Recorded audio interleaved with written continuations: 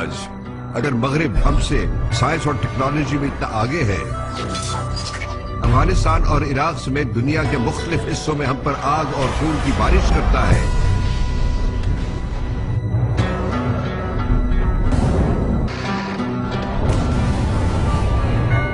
ہمارے بہترین دماغ وہاں کے ویزوں کے حصول کے لیے بے چین اور حکومتیں ان سے امداد حاصل کرنے کے لیے تڑپتی ہیں، تو یہ محض کسی سازش، گٹھ جوڑ یا مذہبی عناد کا نتیجہ نہیں، بلکہ اس کے پیچھے 500 سال سے زائد عرصے پر مشتمل منصوبہ بندی کی تاریخ ہے۔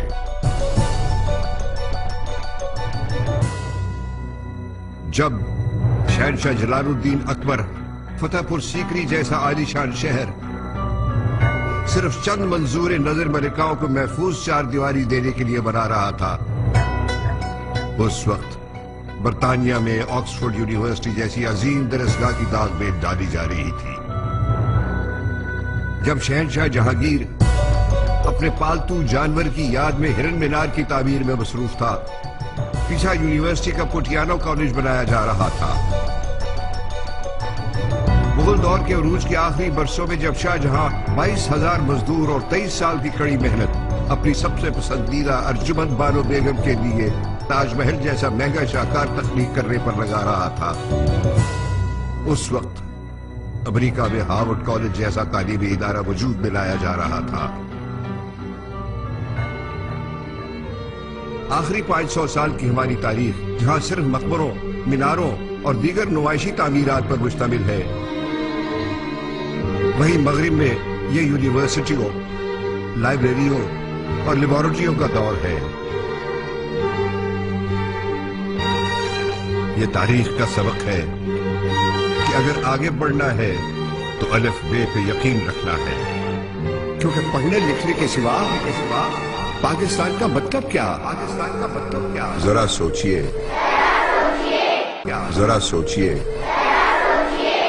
ذرا سوچئے، ذرا سوچئے۔ واقعی ذرا سوچئے، کیا ہمارا ماضی اس قدر داغدار ہے؟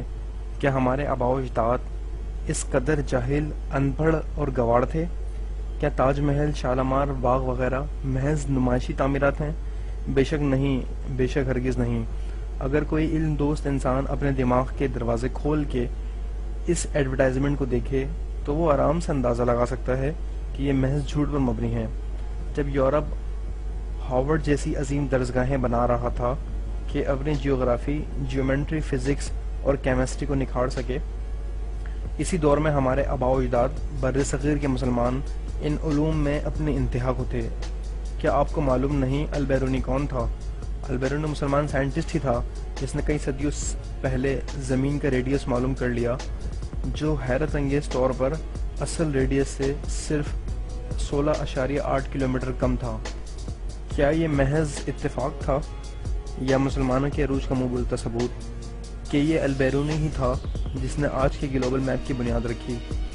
عقل رکھنے والے یہ بھی جانتے ہیں کہ جو قوت الیکٹرانک میڈیا کا استعمال کر کے مسلمانوں کو دور قدیم کے جاہل ثابت کرنا چاہتے ہیں، ایسے تمام بیوقوفوں کی خدمت میں عرض ہے کہ اس ٹیکنالوجی کی بنیاد بھی مسلمان سائنٹسٹ نے رکھی۔ جی ہاں، یہ ابن الہشم ہی تھے جنہوں نے پن ہول کیمرہ ایجاد کر کے اس تصوراتی دنیا کی بنیاد رکھی۔ تاج محل کو محض نمائشی عمارت قرار دینے والوں کو کوئی یہ بتاتا کیوں نہیں کہ یہ حضرات جن مغربی دنیا کے فنکاروں کا حوالہ دے رہے ہیں، دراصل وہی فنکار اس عظیم عمارت کو بنانے کے راز سلجھا کر اپنے ملکوں میں بلند و بالا عمارتیں کھڑی کر رہے ہیں۔ ویل ڈیورنٹ مغربی دنیا کے عظیم فلاسفر اپنی کتاب ہسٹوری آف سویلائزیشن میں ہندوستان کے بارے میں لکھتے ہیں، ہر گاؤں میں ایک اسکول ماسٹر ہوتا تھا جس کو حکومت تنخواہ دیتی تھی۔ انگریزوں کی آمد سے پہلے صرف بنگال میں 80,000 اسکول موجود تھے۔ اسی طرح مشہور سیاح الیگزینڈر ہیملٹن اپنی کتاب میں لکھتے ہیں، صرف ٹھٹہ میں علم فنون سیکھنے کے 400 سے زائد اسکول اور کالجز تھے۔ اسی طرح میجر باسو نے تو یہاں تک لکھا ہے کہ برصغیر کے ایک عام شخص کی تعلیم انگلستان کے ملکاؤں اور بادشاہوں سے بھی زیادہ ہوتی تھی۔ کیا یہ مثالیں ثابت نہیں کرتی کہ ہمارے آباء و اجداد بر صغیر کے مسلمان ان پڑھ اور جاہل نہیں بلکہ علم و فنون کے ماہر تھے؟ جی، اب یہ سوال پیدا ہوتا ہے کہ آخر ہمارے زوال کی وجہ کیا بنی؟ جی جناب، ہمارے زوال کی وجہ یہ نمائشی عمارتیں نہیں بلکہ انگریزوں کی ناانصافیاں ہیں۔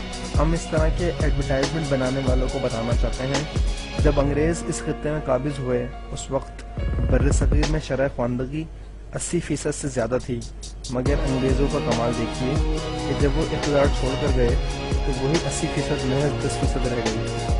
کیا ایسا ممکن ہے جو قومیں نظریات کی بنیاد پر بنے اور اپنے نظریات کو بھول جائیں پھر قائم رہیں؟